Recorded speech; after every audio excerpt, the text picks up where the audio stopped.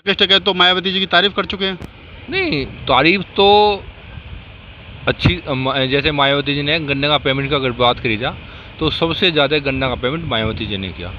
जहाँ पे बसपा फाइट करी वहाँ पे बसपा को जिताना है। चौधरी राकेश टिकैत जो वो 2022 का विधानसभा चुनाव लड़ेंगे।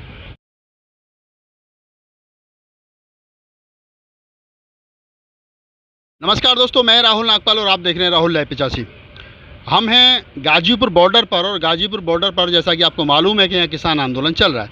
हमारे साथ संजीव चौधरी हैं जो किसानों के एक तरीके से मैं कहूँ कि पहले दिन से वो इस किसान आंदोलन में आ रहे हैं और प्रवक्ता के रूप में वो अपनी बात रखते रहे समय समय पर। चौधरी साहब, कल जो घटना घटी यहाँ पर, जिस प्रकार से बीजेपी के जो निगम पार्षद था उसके साथ जो अखबार में भी आया है कि मारपीट की गई, बदतमीजी की गई, कितना सही मानते हो आप इसको? देखो, एक षड्यंत्र के तहत जो सरकार जो है, तांत्रिक सरकार है, षड्यंत्र रचने में माहिर है ये सरकार। तो कल का जो जिस तरह ये आना, जैसे ये जो भी थे बीजेपी के लोग हैं जिस कदर आए ये कल, इनकी नीयत ठीक नहीं थी। और किसानों की तरफ से और उधर की तरफ से, दोनों तरफ से नारेबाजी करी गई। उसके बाद में मना करने के बावजूद भी मंच की ओर बढ़ते गए ये लोग। तो पत्थरबाजी करी इन्होंने किसानों के ऊपर, जवाब में किसानों ने भी पत्थरबाजी करी। तो ये सरकार की देन है, किसी ऐसा नहीं कि ये विशेष ये जो लोग आए थे कि ये अपने इरादे से नहीं, ये सरकार ने भेजे गए थे कि आप जाइए कि वहाँ पे झगड़े कराइए। जी भाई, आपको नहीं लग रहा आंदोलन हिंसक हो रहा है? नहीं, अगर आप हमारे, जैसे मैं बैठा हूँ अपना यहाँ पर, अपना एक लंगर है और पिछले आपको पता हो कि मैं 7 महीने से लंगर हम चला रहे हैं अपने खाप की तरफ से, नाम के नाम से। तो अगर मान लीजिए इस पे असमझौता आके कब्जा करने लगे और मैं यहाँ से उठ के चले जाऊँ शांति में, शांति बहुत अच्छी चीज़ है, परंतु शांति जब तक ठीक है जब तक एक कमजोरी ना बने। अगर किसान कल जिस कदर ये आए थे दफ्तर पे, कौन लोग थे? कोई नाम वगैरह कुछ, कोई कौन थे? ये तो नाम का तो आज ही पता चलेगा, कोई वाल्मीकि भी था, परंतु मुख्य तो षड्यंत्रकारी जो सरकार है, षड्यंत्र सरकार का था। जैसे 28 जनवरी का ये था षड्यंत्र, ऐसे ही कर षड्यंत्र था। और ये फिर पता चला कि वाल्मीकि समाज से कोई था। तो वाल्मीकि समाज का किसान का संबंध एक ऐसा संबंध है जो सबसे पहले घर में जब उठता है किसान, तो सबसे घर में किसान के घर में प्रवेश होता है जो वाल्मीकि समाज का ही होता। और देहात में सबसे ज़्यादा ईमानदार जो बिरादरी मानी जाती है, वाल्मीकि समाज पे विश्वास किसान करता है। तो इनका जो गठजोड़ है वाल्मीकि समाज का और किसान का, इस गठजोड़ को ख़त्म नष्ट कैसे किया जाए, इसके तहत ये सब योजना बनाई गई सरकार ने, परंतु असफल रही। अभी क्या लग रहा है आंदोलन किधर जा रहा है? सरकार तो बात नहीं कर रही, कब तक ऐसे पड़े रहेंगे? गर्मी भी बहुत हो रही है। 2022 है, 2024 है, अभी किसान के पास भी समय है। फिर 2022 में यूपी में देखेंगे, अभी 5 प्रदेशों में चुनाव में देखेंगे, बड़ा प्रदेश उत्तर प्रदेश है, इसमें देखेंगे। 2024 में पूरे भारत में देखेंगे। क्या उत्तर प्रदेश में क्या देखेंगे? राकेश टिकैत तो मायावती जी की तारीफ कर चुके हैं। नहीं, तारीफ तो अच्छी, जैसे मायावती जी ने गन्ने का पेमेंट का अगर बात करी जा तो सबसे ज़्यादा गन्ना का पेमेंट मायावती जी ने किया। उत्तर प्रदेश में वोट किसके पक्ष में मांगनी है? वोट नहीं मांगनी है, हमें कहना है कि बीजेपी को हराना है। नहीं तो बीजेपी को हराना, जिताना किसको है? जिताना तो मैं आपको ये बताऊं, जैसे विधानसभा वाइज हर विधानसभा की अलग स्थिति आती है। अगर कहीं सपा फाइट कर रही है तो वहाँ पे सपा को जिताना है।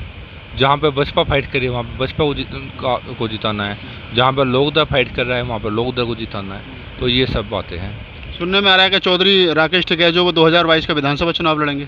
नहीं, कोई विधानसभा अभी तक तो ऐसी कोई बात कही नहीं इन्होंने मेरे हिसाब से। तो कुछ लोग कह रहे हैं कि राकेश टिकैत जो वो राजनीतिक दल बना करके बसपा के साथ गठबंधन करेंगे और फिर जो है वो चुनाव लड़ेंगे। देखो, जैसे कोई कौन क्या कहता है, ये तो देखो इतना राजनीतिक गलियारों की चर्चा बता रहा हूँ मैं आपको। मैं कल ही लखनऊ से आया हूँ, वहाँ तक चर्चा है। इतना बड़ा ये गठजोड़, इतना बड़ा संगठन जो खड़ा हुआ है पिछले 7 महीने से 8 महीने से आंदोलन चला, और इतना बड़े शांतिपूर्व तरीके से, और इतना बड़ा नाम किस राकेश टिकैत जी का पूरे वर्ल्ड में होना, तो चर्चा तो बनेगी।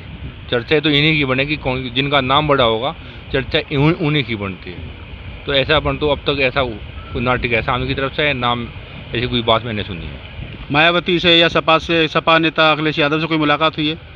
भविष्य के, यूपी के भविष्य को देख करके, चुनाव को लेकर किसी से कोई चर्चा नहीं है, किसी से लेकर अभी तक मेरे हिसाब से जहाँ तक मैं जानता हूँ, जब अब तक कोई चर्चा किसी भी पार्टी से किसी के पक्ष में, ये ज़रूर है कि जहाँ पे बीजेपी को हराना है वहाँ पर ज़रूर चर्चा है कि जहाँ पे जो भी पार्टी जीतती है भाजपा को हराना है। भाजपा को हराना जी, भाजपा को हराना है। और फिर अगर सपोज करो त्रिशंकु विधानसभा बनती है, ना कांग्रेस तो है ही नहीं फाइट में वहाँ, ना बीजेपी जीतती है, ना सपा जीतती है, ना बसपा जीतती है, फिर हंग असेंबली हो जाएगी। देखो ये तो अच्छी बात है। आपको मैं बताऊँ, अगर ये जो कानून आया है, अगर 300 से सीट उत्तर भारत में ना होती और एक तरफा तानाशाही सरकार की एक तरफा ना होती, अगर बीच में होते कुछ लोग, जैसे अकाली दल की आवश्यकता ना कहीं पड़ती, तो ऐसा नहीं होता।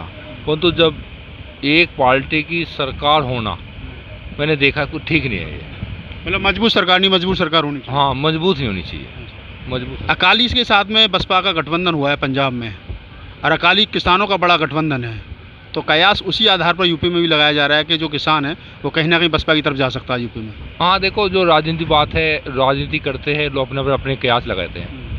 तो उत्तर प्रदेश में ऐसा मुझे ऐसा नहीं लगा कि अब तक कोई चर्चा भी नहीं है इस बातों पे, कि आपने जैसे बताया कि इस तरह की घटना कोई ऐसी कोई लग नहीं रहा मुझे गठजोड़ होने की। अगर सरकार जैसे कहा कि 22 में देखेंगे, 24 में देखेंगे, सरकार चली जाएगी, दूसरी सरकार जो आएगी, क्या उसको फिर शर्त पर वोट दिया जाएगा कि कानून वापस करो तो हम वोट देंगे?